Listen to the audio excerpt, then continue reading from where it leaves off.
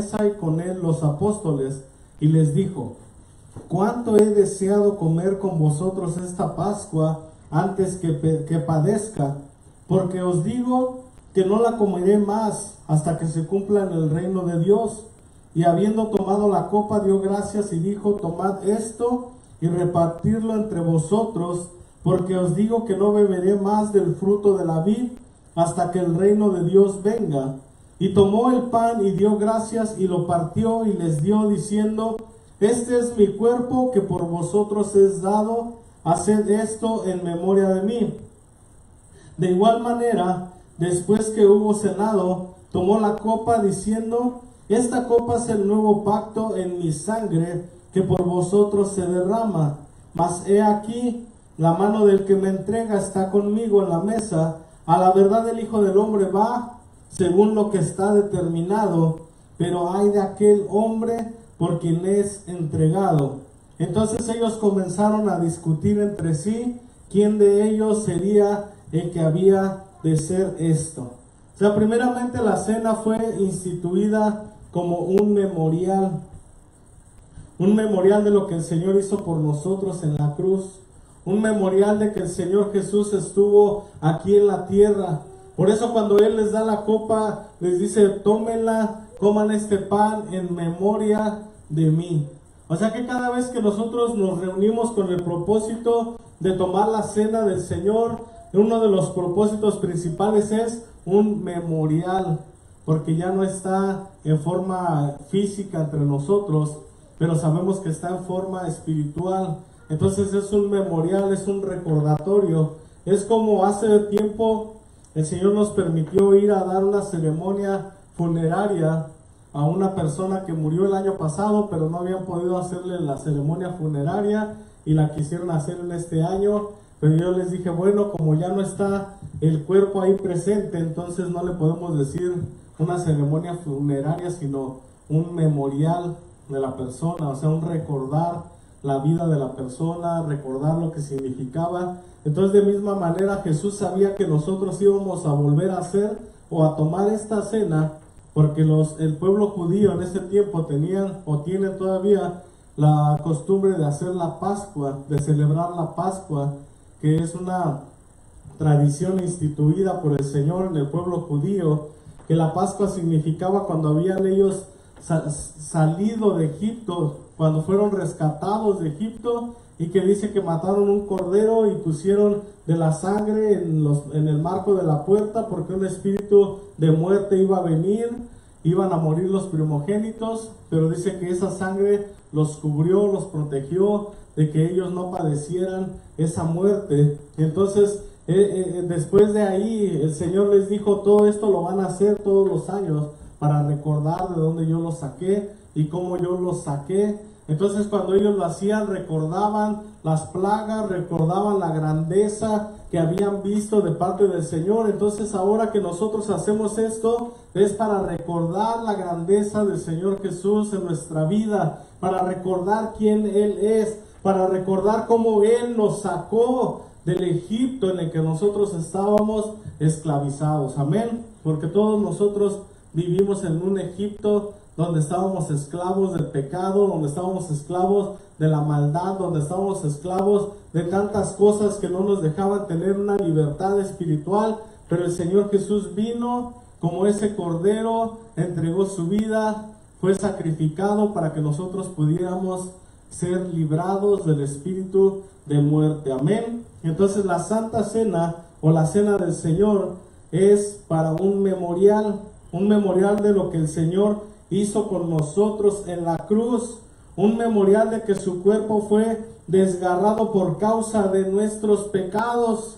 Por eso dice: tomad de esta copa, de esta que es mi sangre que por vosotros es derramada. Y después les dice: tomad de este pan, que es mi cuerpo que por vosotros es desgarrado. Entonces, ¿qué quiere decir? Que el Señor Jesús quiere que recordemos lo que Él padeció, lo que Él sufrió, para que entonces no sea en vano la fe que yo tengo en Él, para que entonces no sea en vano el creer que Él no solamente fue azotado, fue desgarrado, fue crucificado, sino que también resucitó. al tercer día. Entonces cada vez que yo tomo la cena es un memorial de acordarme de ese glorioso día en el que el Señor nos salvó, de ese glorioso día en el que el Señor se entregó para llevar nuestros pecados, para que nuestros pecados fueran perdonados. Amén. Es un recordatorio de que por Él es que somos hechos salvos. Otro de los propósitos es que anunciamos el regreso del Señor. Pablo lo enseña, 1 Corintios, dice, de modo que cuando hacéis esto, la venida del Señor anunciáis. O sea que cuando nosotros nos reunimos también a tomar la cena del Señor, lo que estamos haciendo, Señor, deseamos que regreses, anhelamos tu regreso, anhelamos que vengas con nosotros nuevamente, amén, porque sabemos que Él físicamente nuevamente va a regresar, porque ¿sabes qué? Que el Señor Jesús subió físicamente, su cuerpo fue reconstruido y así fue como Él subió nuevamente, y la palabra dice que así como lo vieron subir, así lo van a ver bajar nuevamente. Entonces esa es la esperanza que muchos de nosotros tenemos, que lo vamos a ver venir, y los que no lo vamos a ver venir sabemos que como quiera nuestras generaciones lo van a poder ver. Sabemos que nuestras generaciones van a poder ver que Él va a regresar con nosotros, amén. Pero a veces muchos de nosotros sentimos miedo, o hay gente que edita videos y hace videos del regreso del Señor y pone un montón ahí de destrucción, de muerte, y la gente que lo ve se espanta. Pero yo pienso que si nosotros tenemos una conciencia tranquila, no tenemos por qué espantarnos de esas cosas, sino que tenemos que regocijarnos porque sabemos que vamos a ir con el Señor. El que no tiene una conciencia limpia, el que sabe que tiene pecado en su vida, se va a espantar cuando tú le hablas del Apocalipsis, cuando tú le hablas de que va a haber un arrebatamiento y mucha gente va a ser dejada, y mucha gente ahí se espanta. ¿Por qué? Porque la conciencia lo traiciona, y la conciencia nos traiciona en ocasiones. Pero cuando nosotros sabemos que estamos bien delante del Señor, es un motivo de alegría para nosotros el saber que vamos a ser recogidos con Él, el saber que Él va a regresar, el saber que todo este sufrimiento que nosotros estamos pasando en la tierra va a llegar a un fin, va a terminar, y vamos a gozarnos delante de Él, vamos a gozarnos con Él, y todo lo que sufrimos aquí ya ni nos vamos a acordar. Todo lo que sufrimos, dice la palabra, que de modo que se va a borrar toda memoria de lo que vivimos aquí en la tierra. Ahora, ¿qué quiere decir? Que cuando yo esté allá arriba, inmediatamente me voy a olvidar de todo, ya no me voy a acordar de lo que viví. Mucha gente piensa eso, mucha gente piensa que cuando tú mueres y vas al cielo, inmediatamente el chip te es cambiado y ya tienes una memoria diferente y ya no te acuerdas ni cómo fue que llegaste al cielo. Pero yo pienso que si fuera de esa manera, entonces es en vano estar buscando al Señor, porque si el Señor pudiera borrarle la memoria a todos y ponerles una nueva, lo haría con todos, con los buenos, con los malos. Pero lo que dice ahí que la memoria va a ser olvidada es que conforme vayan pasando los años y estemos en la presencia del Señor, después no nos vamos a acordar. Ponle tú que pasen unos 1000, 2000 años y se te va a olvidar de dónde llegaste. Ya no vamos a recordar las cosas de la tierra. Entonces es hermoso saber que vamos a poder estar con el Señor. Es hermoso saber que vamos a poder estar delante de su presencia. Por eso cuando nosotros nos reunimos a tomar la cena del Señor, en ese momento nosotros lo hacemos en memoria del Señor Jesús, de saber que estuvo aquí en carne, en cuerpo, pero que también va a regresar nuevamente por su pueblo. Amén.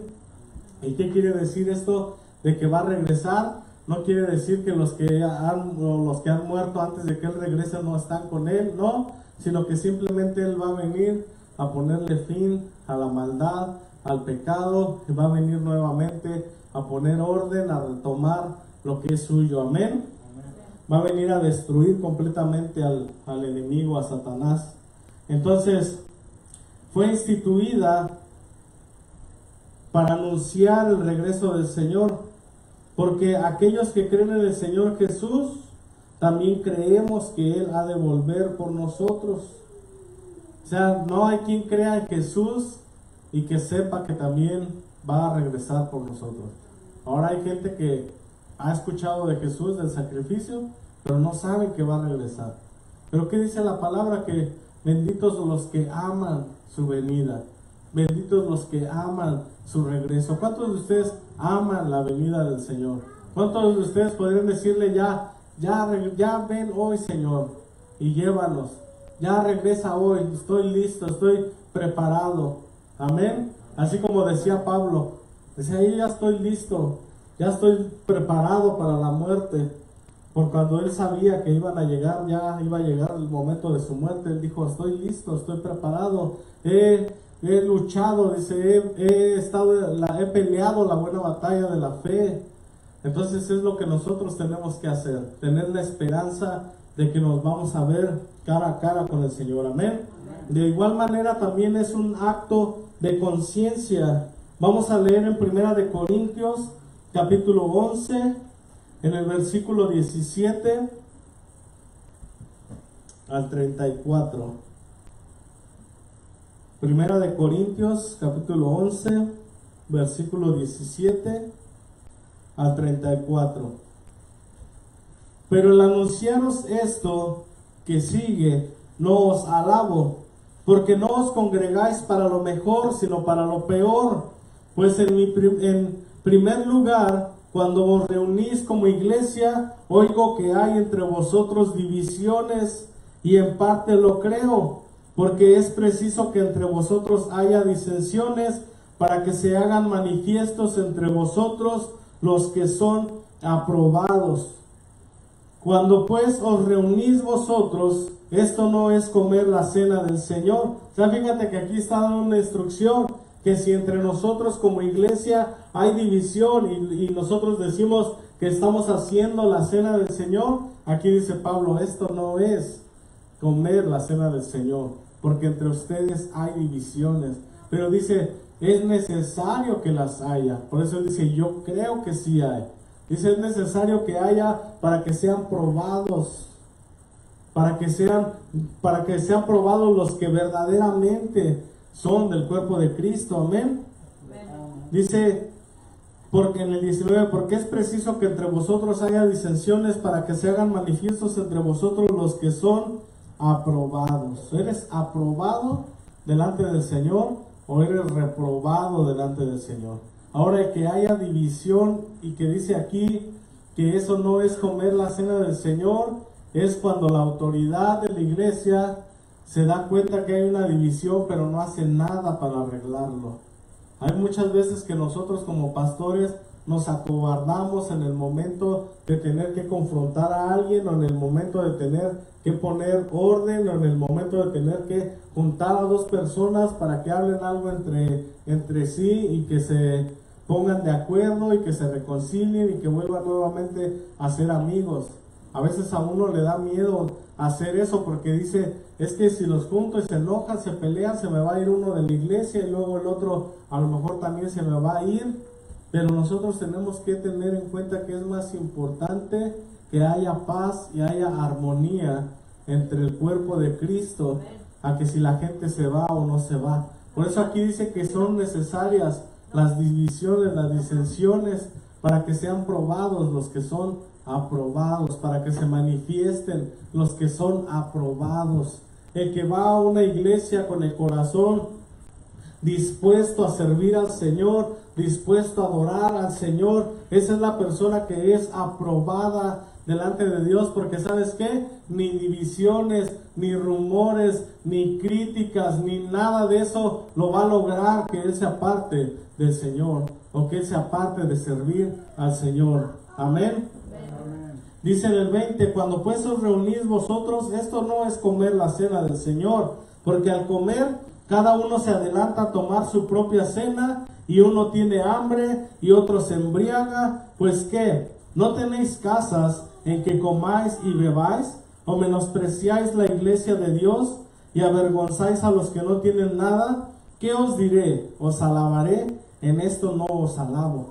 ¿Qué quiere decir aquí? Y esto lo agregué de la otra vez que también tuvimos Santa Cena, no expliqué acerca de esto, pero ¿qué quiere decir esto? Que hay gente que hace Santa Cena solamente con el motivo de hacer una comida, de hacer una fiesta, de hacer esto, de hacer aquello, y hay gente que cuando se viene Santa Cena, ¡ay, qué rico! Ahora sí vamos a comer otra vez otros taquitos, y dicen, no voy a desayunar para poder echarme unos 10, 20 taquitos ahí.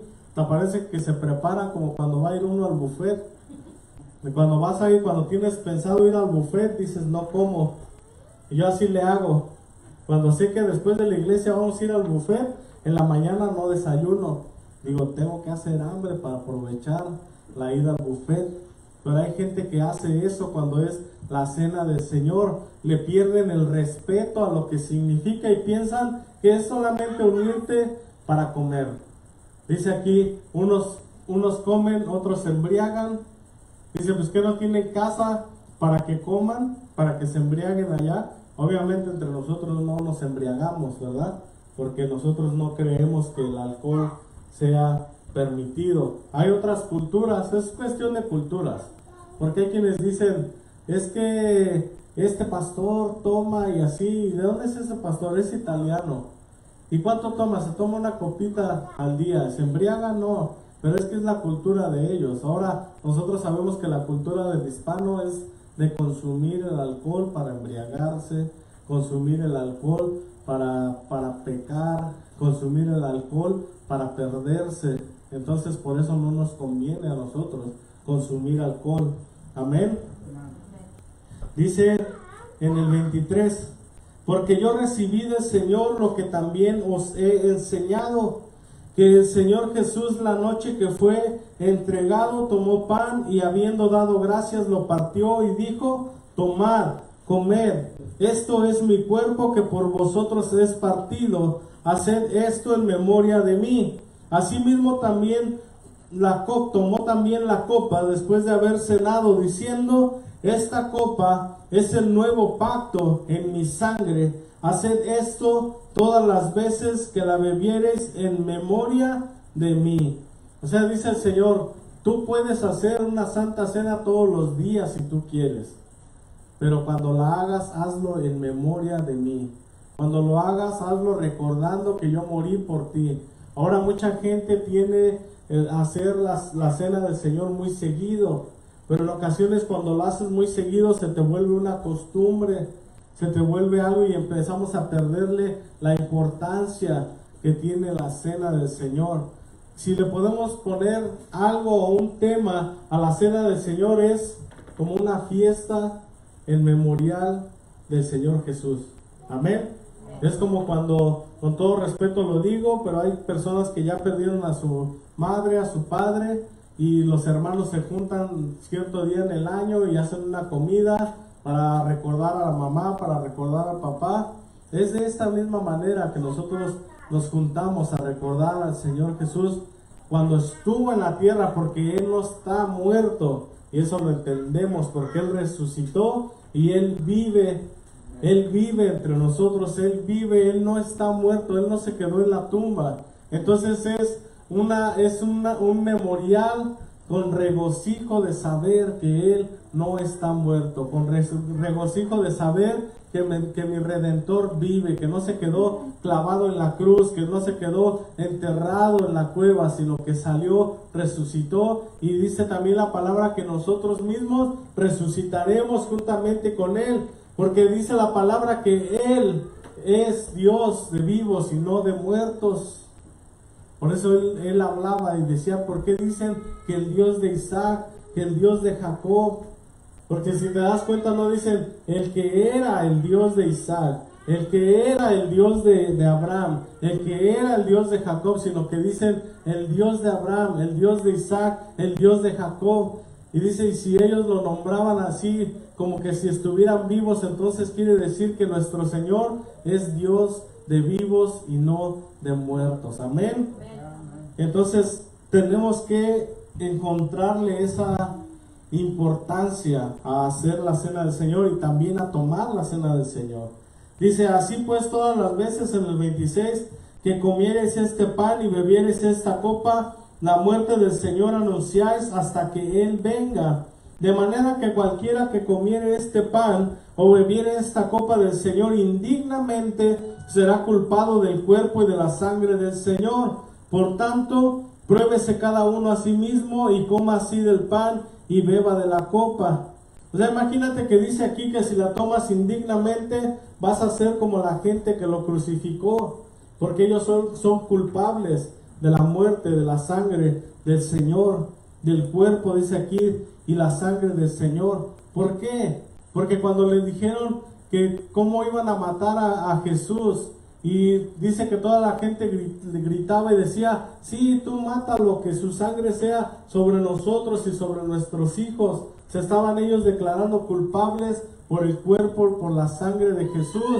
¿Y qué quiere decir que yo tome aquí en esta parte? Una de los significados que quiere decir indignamente es que yo la tome a la ligera, sin entender qué significa la muerte y el sacrificio del Señor Jesús, sin entender qué significa el derramamiento de la sangre del Señor Jesús. Amén.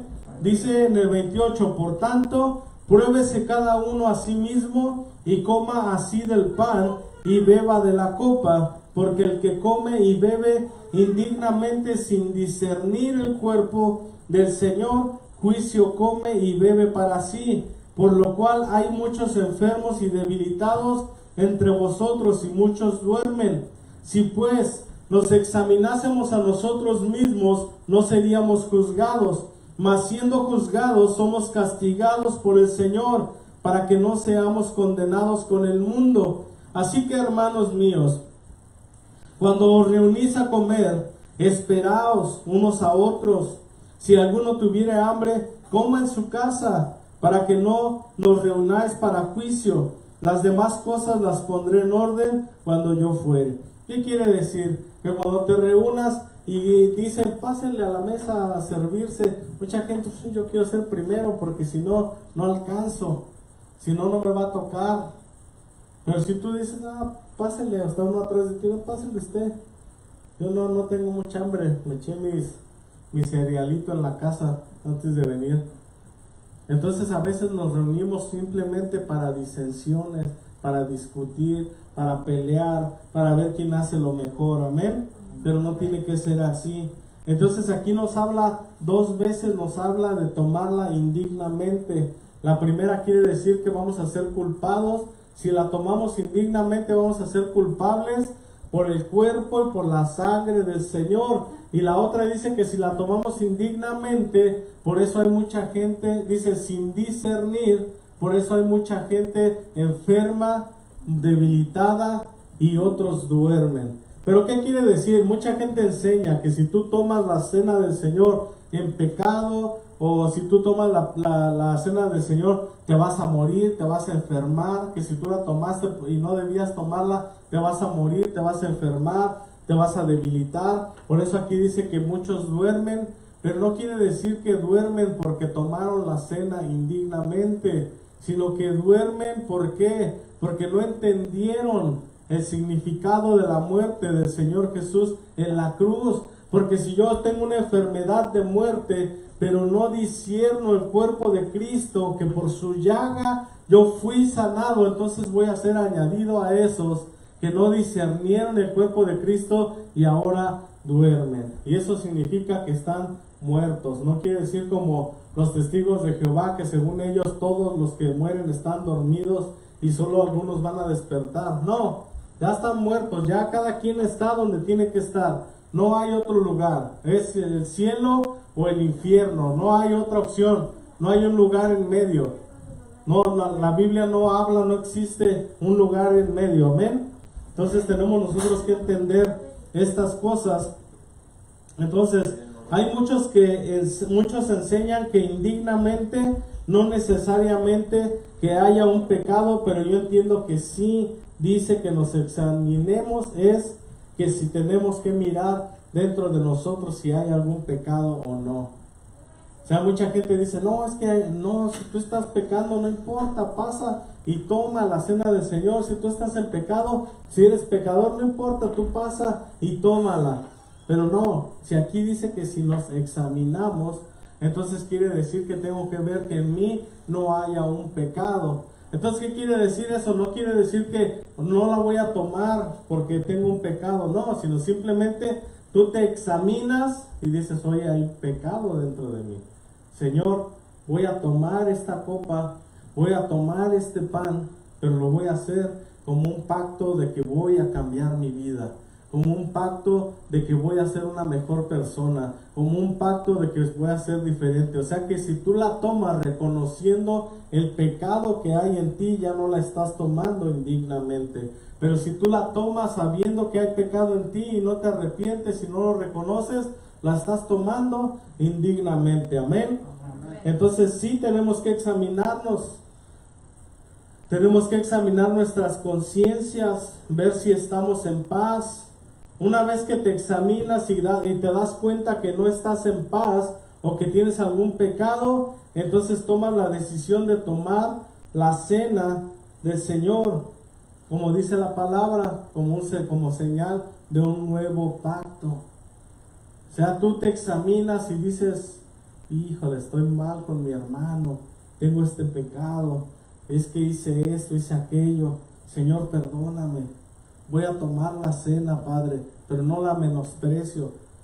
La voy a tomar y voy a echarle ganas para cambiar, voy a echarle ganas para dejar el pecado, voy a echarle ganas. Ahí la puedes tomar. No importa que hayas pecado esta mañana, no importa que hayas pecado ayer, pero si hoy tú dices, Señor, perdóname por mi pecado, sabemos que el Señor es justo y fiel para perdonarnos y puedes tomar la cena del Señor. Pero si tú en tu corazón tienes odio, tienes rencor y dices, yo no puedo perdonar a esa persona, y ni porque nos pongamos a hablar ahorita perdonas, entonces no la tomes, porque la vas a tomar indignamente. Pero si tú dices, yo decido perdonar y decido pedirte perdón, Señor, puedes tomarla. Amén. Ya que nos dice también, eso es discernir el cuerpo del Señor. Discernir el cuerpo del Señor es entender que el beneficio de la cruz fue para perdonar todos mis pecados. Por eso dice ahí que no discerniendo el cuerpo del Señor, hay muchos enfermos. ¿Por qué hay muchos enfermos? Porque ni siquiera sé por qué Cristo murió en la cruz por mí. Yo nada más sé que murió. ¿Pero por qué murió? A veces nunca me enseñan por qué murió Jesús en la cruz por mí. Solamente me enseñan a creer, pero no me enseñan por qué murió en la cruz por mí. Pero dice la palabra que por su llaga nosotros fuimos sanados.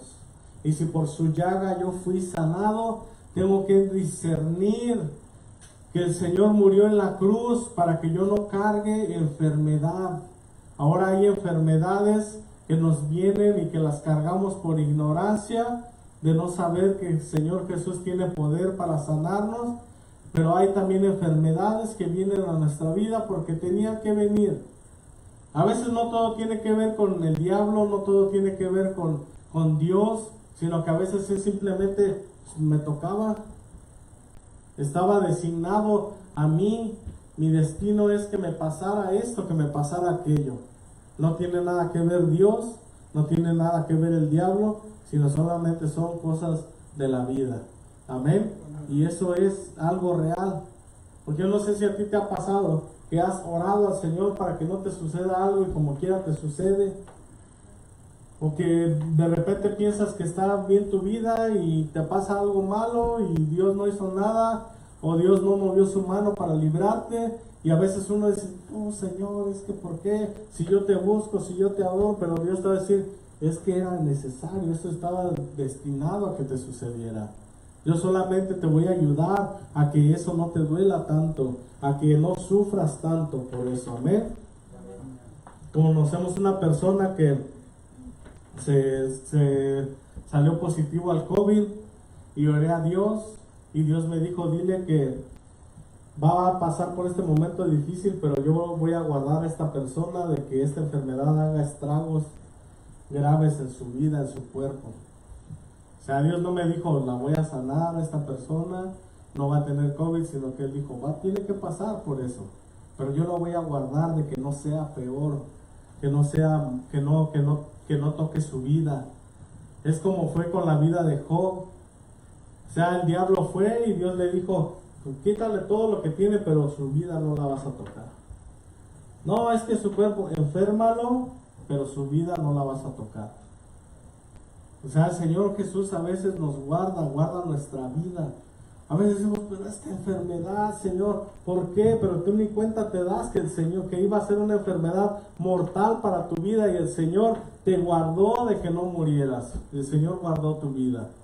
Pero esos son los beneficios de la cruz. Cuando yo estoy enfermo, tengo que creer que por su llaga he sido yo curado. Ahora dice que muchos hay debilitados. Tengo que entender que Él también se hizo débil para que yo fuera fuerte, que también Él se hizo carne, que también Él se hizo pecado para que yo no tuviera pecado. Si estoy débil en la fe, tengo que recurrir a Jesús, tengo que recurrir a la sangre que Él derramó, tengo que recurrir al momento en el Calvario, donde Él fue colgado en un madero, donde Él sufrió por mi vida, donde Él fue castigado, donde Él fue muerto por mí. Señor, estoy débil. ¿Y qué voy a hacer? Me voy a ir de la iglesia. Ya no voy a orar al Señor, ya no lo voy a buscar, ya no voy a ser cristiano, estoy débil. ¿Pero qué estoy haciendo? Estoy menospreciando el cuerpo del Señor. Estoy menospreciando la salvación. Estoy no entendiendo qué tan grande sacrificio Él hizo por mí en la cruz. Amén. ¿Tú sabes por qué mucha gente no quiere compromisos con Cristo? Porque saben que tienen que dejar de pecar. Por eso mucha gente busca la manera en la que tú puedes estar bien con Dios, pero puedes seguir gozándote en el pecado. Por eso vemos tantas religiones, tantas creencias diferentes. Y cuando uno les habla de Cristo, no, ahí con los hermanitos, ahí con las aleluyas, te prohíben esto, te prohíben aquello, ahí te prohíben tomar, ¿verdad? Ahí te prohíben fumar, ahí te prohíben estar en unión libre. No es que te prohibamos. Dijo Pablo, todas las cosas me son lícitas. O sea, todo lo puedo hacer, todo lo que yo quiera lo puedo hacer. Y Él lo dijo, todas las cosas me son lícitas, pero no todas me convienen. Todas las cosas me son lícitas, mas no me dejaré dominar por ninguna de ellas. Entonces, ¿qué quiere decir? Que esto es cuestión de cada quien. Buscar a Dios requiere hacer sacrificios. Él hizo el sacrificio más grande por nosotros. El sacrificio de nosotros es muy pequeño comparado con Él. Y no tiene nada que ver con que vamos a salvar el mundo por ese sacrificio. Tiene que ver con que yo voy a ser diferente. Tiene que ver con que yo voy a creer en el sacrificio de Jesús en la cruz y en los beneficios que éste me da. Amén. Hay sanidad en la cruz. Hay sanidad en la muerte de Cristo. Hay sanidad en la sangre de Cristo. Hay perdón de pecados en la sangre de Cristo. Amén. Por eso dice que por nosotros fue derramada su sangre, que por nosotros fue partida su carne, fue desgarrada su carne por nosotros. ¿Por qué? Porque yo era pecador. ¿Por qué? Porque soy pecador y necesito un intermediario y necesito salvación. Entonces la cruz me da salvación, me da perdón de pecados, me da sanidad, me da libertad también.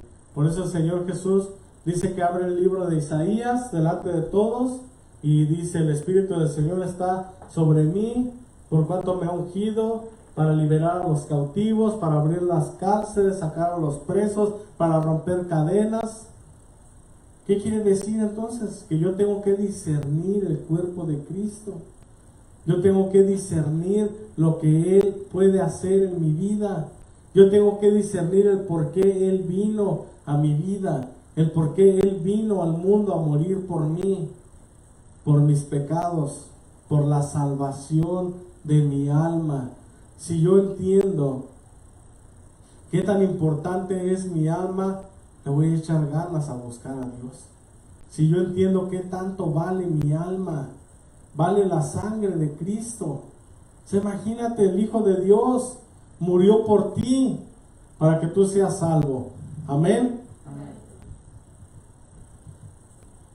entender que el beneficio de la cruz fue para perdonar todos mis pecados, fue para sanar mis enfermedades, fue para salvar mi alma.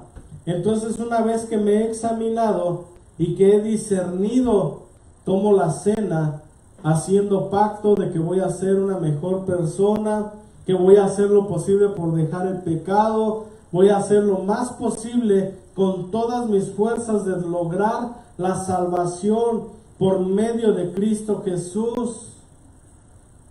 Por eso dice que amarás al Señor tu Dios con toda tu mente, con toda tu alma y con todas tus fuerzas.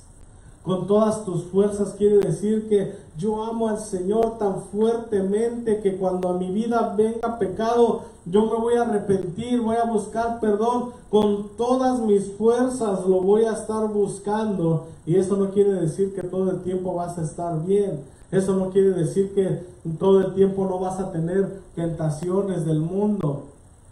Ahora no me refiero, porque a veces uno cuando dices tentación, luego vuela su cabeza a la tentación de una mujer, tentación de un hombre. No, en el mundo hay más tentaciones, aún hasta más difíciles que esas. Pero nosotros tenemos que entender que van a venir a nuestra vida tentaciones, de cualquier tipo, que nos van a querer desviar de la salvación, que nos van a querer desviar de buscar al Señor. Pero como yo amo al Señor con todas mis fuerzas, yo voy a resistir, yo voy a soportar, yo voy a hacer lo posible por estar bien con Él, yo voy a hacer lo posible por ser salvo, porque mi alma sea salvada. Amén. ¿Qué quiere decir? Que muchos están enfermos y otros debilitados y otros duermen. Pues eso que les expliqué. O sea que no discernimos el cuerpo del Señor, no discernimos el sacrificio del Señor. Pero cuando nosotros recurrimos a Él en todo momento y nosotros entregamos nuestra vida a Él y nosotros le entregamos nuestra familia, nuestros trabajos, le entregamos nuestros hijos, le entregamos todo lo que nosotros somos y tenemos, todo es diferente. Tengo paz, tengo tranquilidad, el estrés se va de mi vida. Amén. Hay veces que nosotros nos estresamos por cosas que no tienen remedio o no tienen solución. A mí me llegó a pasar. Estaba estresado porque es que Señor, esto y aquello. Y el Señor me dijo, ¿y qué puedes hacer para remediarlo, para cambiar las cosas? No, pues nada. Dijo, tú no te estreses. Confía en mí, déjalo en mis manos. Si tú ya no puedes hacer nada, ¿ya para qué te matas estresándote? Amén. Por eso es el confiar. El Señor Jesús dijo, venid a mí los que estén cargados y trabajados, que yo los haré descansar. O sea, imagínate que me da la opción de acercarme a Él directamente, sin intermediarios. Me siento mal, me siento estresado, Señor, yo traigo esta carga delante de ti, Padre. Pero ahí se la dejo. Porque a veces venimos, Señor, traigo esta carga delante de ti, Padre, y ya nos vamos, y ya cuando vamos saliendo, nos regresamos, se me olvidó mi carga que traía, y nos la volvemos a llevar. Y por ahí dices, mira, el hermano dejó la suya aquí, también me la llevo. A veces sale uno hasta más cargado, o añade uno a su vida hasta más cargas de las que uno debería de traer, de cargar. Amén. Por eso tenemos nosotros que entender lo que es el cuerpo, lo que es el sacrificio del Señor en nuestra vida. Amén. Vamos a leer en Isaías capítulo 53.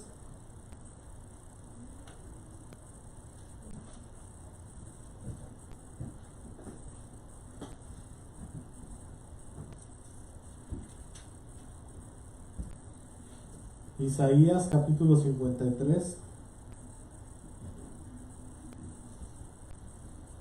¿Lo tienen?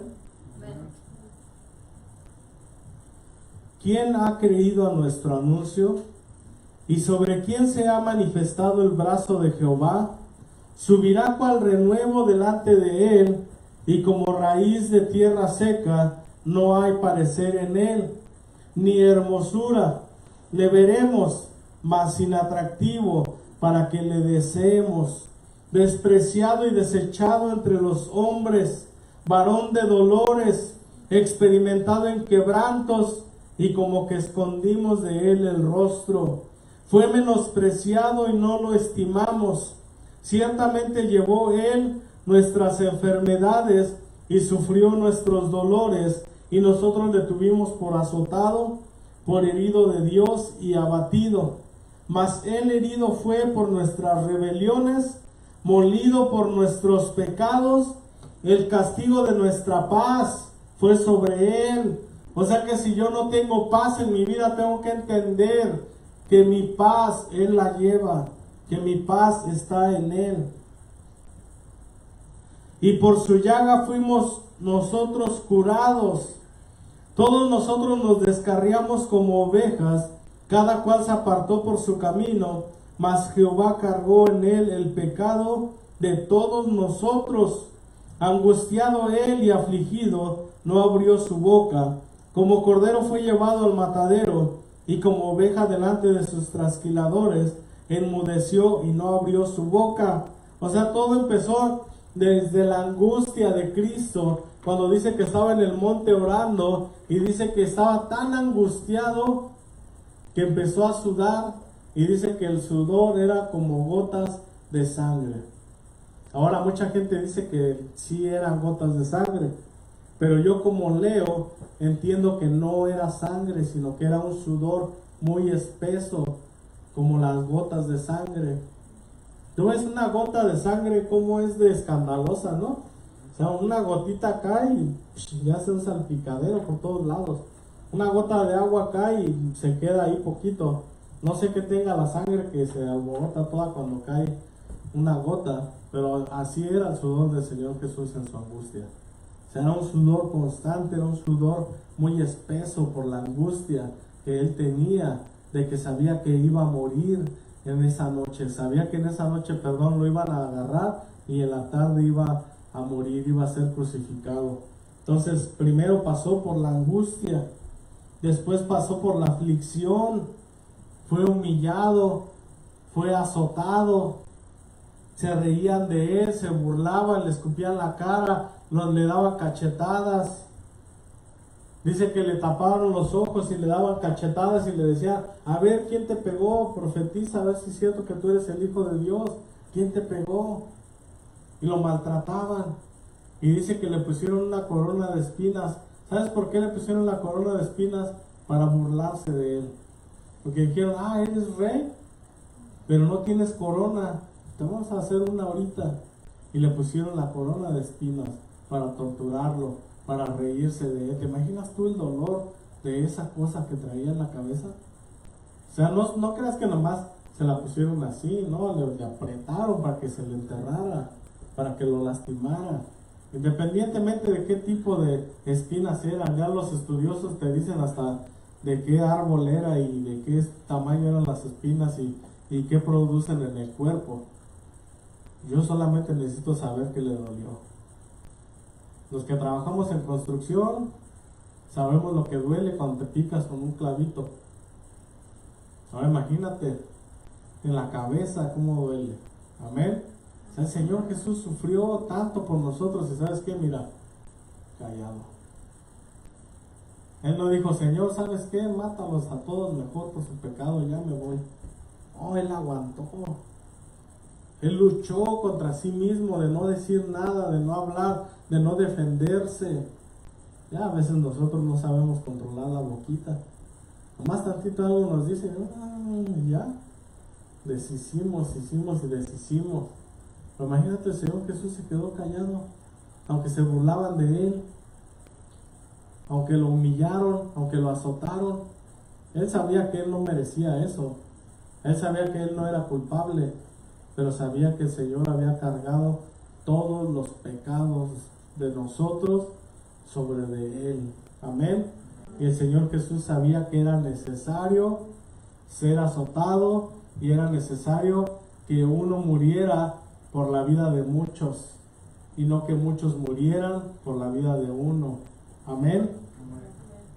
Dice que como cordero fue llevado al matadero y como oveja delante de sus trasquiladores enmudeció, y no abrió su boca. Tú puedes ver cuando una ovejita la están trasquilando, no hace ruido, nada, bien dejada. Pues si fuera un puerco, imagínate un puerco, le agarra la pata, empieza chille, chille, o cualquier otro animal, empieza a quererse zafar, a quererse ir. Y yo he visto cuando le quitan la lana a las ovejas, hasta se dejan, las tiran al piso, se dejan, les dan la vuelta, se dejan, ni luchan, ni patalean, ni hacen por irse. Así el Señor, o sea, el Señor se entregó y dijo, pues ya, hagan lo que quieran conmigo. Hagan lo que tengan que hacer conmigo. Me quieren torturar, adelante. Me quieren azotar, adelante. Me quieren crucificar, adelante. Voy a enmudecer. No voy a decir nada. Amén. En el 8 dice, y por cárcel y por juicio fue quitado. ¿Qué quiere decir eso? Que no hubo un juicio para Jesús. No fue puesto en la cárcel, o sea que no fue, tu condena es 2 meses en la cárcel. Fuiste a un juicio, imagínate que nomás de repente te agarra la policía y no, tu sentencia es pena de muerte. Pero si no he ido con un juez, ni siquiera han examinado, pena de muerte. Así fue con Jesús. Por eso dice que fue quitado, por cárcel y por juicio fue quitado, porque le hicieron una injusticia. Lo condenaron a muerte directamente sin antes tener él un juicio delante de las autoridades, sin antes él ser examinado o examinado su caso, ponerlo en la cárcel un rato, decir ok, va a estar en la cárcel mientras que vemos tu caso y te llevamos a un juicio, nada de eso. Él fue directamente a la muerte. Amén. Dice, y su generación, ¿quién la contará? Porque fue cortado de la tierra de los vivientes, y por la rebelión de mi pueblo fue herido, y se dispuso con los impíos su sepultura, mas con los ricos fue en su muerte, aunque nunca hizo maldad ni hubo engaño en su boca. Amén. Dice, y se dispuso con los impíos su sepultura. ¿Qué quiere decir eso? Que estuvo crucificado con 2 criminales al lado de él. Y uno de ellos le decía, si eres hijo de Dios, pídele a tu padre que nos descuelgue ahorita a los 3. Y el otro le dijo, cállate tú, porque este hombre es justo y nosotros sí merecemos nuestro castigo. ¿Y qué le dijo el Señor? Le dijo, Señor, acuérdate cuando vengas en tu reino. Y le dijo, de cierto te digo que a partir de hoy estarás en el reino de los cielos juntamente conmigo. Porque lo reconoció. Si ves tú qué tan fácil es entrar al reino de los cielos, ¿ves? No necesito hacer ritualismo, no necesito pasar por quién sabe qué tantas cosas, para que luego cuando me muera no me garantizan el cielo. Porque me digan, te vas a aventar unos 2000 años ahí purificándote para que después a ver si entras al cielo. Pero no. ¿Ves este hombre que estaba en la cruz? Simplemente con reconocerlo como el Hijo de Dios, tuvo el acceso al cielo. Es tan fácil tener la salvación, pero mucha gente se complica la vida para poderla obtener. Simplemente eso. O sea, confiesa que el Señor Jesús es el Señor que murió por ti, que resucitó, y ten una relación con Él todos los días y vas a ser salvo. No necesitamos más. Amén. Dice que se dispuso entre los impíos su sepultura, o sea, estuvo crucificado junto con 2 criminales, para que la gente que lo veía también lo tenían como un criminal. Por eso dice que muchos pasaban enfrente y meneaban la cabeza con este cuate, de que creíamos en él y ve, ya está con los criminales, es un criminal. Y dice que otros pasaban y le decían, bájate, bájate, si eres el Hijo de Dios, bájate y todos vamos a creer en ti. ¿No tú crees que hubieran creído en él? Hubiera sido lo mismo.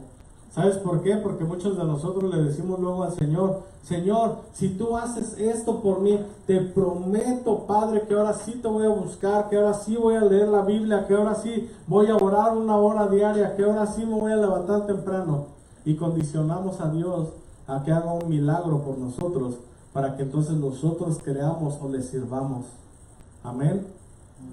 Pero nosotros tenemos que entender que señal no tiene que ser hecha entre nosotros, sino que tenemos que creer simplemente en Él. Tenemos que buscarle por quien Él es. Yo una vez le quise decir, estuvo en mi mente decirle al Señor, Señor, si tú me ayudas con esto, te prometo que acá. Y el Señor me dijo, no, porque esas son cosas que tú tienes que hacer. Independientemente de que te cumpla o te haga un milagro o no, tu responsabilidad es orar, leer la Biblia y meterte más conmigo. Pero a veces nosotros lo condicionamos. O que viene una enfermedad a mi vida, una enfermedad grave, es que el Señor me está hablando, es que me vino el dolor en el riñón porque no he buscado al Señor. ¿Cuál? Porque tomas un montón de soda. No tiene nada que ver con que no oras, no tiene nada que ver con que no lees la Biblia.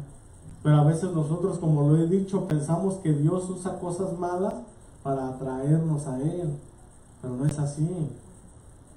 O sea, el Señor usa lazos de amor.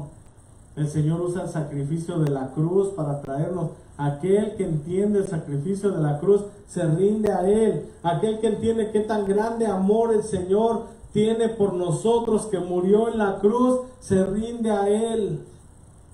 Cuando yo escuché del amor de Cristo para conmigo y que yo pensaba que nadie me amaba, y cuando escuché que Él me amaba y murió en la cruz, entregué mi vida a Él simplemente.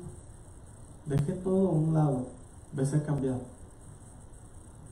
Hace como 18 años atrás. Y ahí está mi primo, que él me vio cuando comencé, que vivíamos ahí en el mismo pueblo. Bueno, vivimos en la misma casa ya, y después yo me fui a vivir aparte, pero o sea, fue una experiencia que cambió mi vida. Si tú quieres cambiar tu vida, necesitas tomar decisiones drásticas. A veces queremos cambiar, pero no queremos tomar decisiones drásticas. No queremos salir del molde, no queremos salir de la conformidad. Pero imagínate, el Señor Jesús, qué decisión tan drástica tomó, de decirle al Señor: Padre, yo voy a ir allá abajo y voy a morir por ellos, para que sean perdonados. Ya era un plan planeado desde el comienzo de la creación. Ya no quiere decir que se dio con el tiempo, no, porque los profetas, antes de que la tierra se corrompiera muchísimo más, los profetas ya anunciaban la muerte de Jesús, el sacrificio de Cristo. Amén. Dice en el 10: con todo eso Jehová quiso quebrantarlo, sujetándole a padecimiento, cuando haya puesto su vida en expiación por el pecado. Verá linaje, vivirá por largos días, y la voluntad de Jehová será en su mano prosperada. Verá el fruto de la aflicción de su alma y quedará satisfecho. Por su conocimiento justificará mi siervo justo a muchos, y llevará las iniquidades de ellos. Por tanto, yo le daré parte con los grandes, y con los fuertes repartirá despojos, por cuanto derramó su vida hasta la muerte, y fue contado con los pecadores, habiendo él llevado el pecado de muchos y orado por los transgresores. Amén. Ahora mucha gente dice que el Señor Jesús tuvo que estar en el infierno, que porque el Señor lo repudió porque estaba lleno del pecado del mundo, pero eso es una mentira, porque el mismo Dios sabía el plan de salvación. No fue como que dijo: Jesús, te mandé limpio y ahora quieres entrar sucio. No, o sea, el Señor sabía que no había pecado en él, simplemente la sangre de él pagó por los pecados de toda la humanidad. A lo que el Señor Jesús bajó, descendió, fue a quitarle las llaves a la muerte. Amén. Y dice que cuando bajó, subió con todos los que estaban abajo en el seno de Abraham, no con los del infierno. Los del infierno ahí se quedaron, pero los demás se los llevó con él. O sea, Jesús cuenta la historia de Lázaro y el rico, Y dice que uno estaba siendo atormentado acá y después había un gran espacio y allá estaba el seno de Abraham, donde estaba siendo consolado, el Lázaro.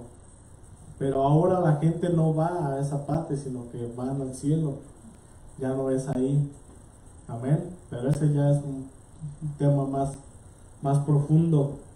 Pero tenemos que entender lo que Jesús hizo por nosotros. O sea, Él se dio, se entregó. Él dio todo por mí.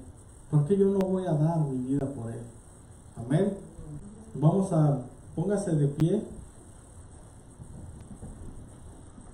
Si pueden ayudarme por ahí a pasar la mesa de allá atrás para acá, por favor.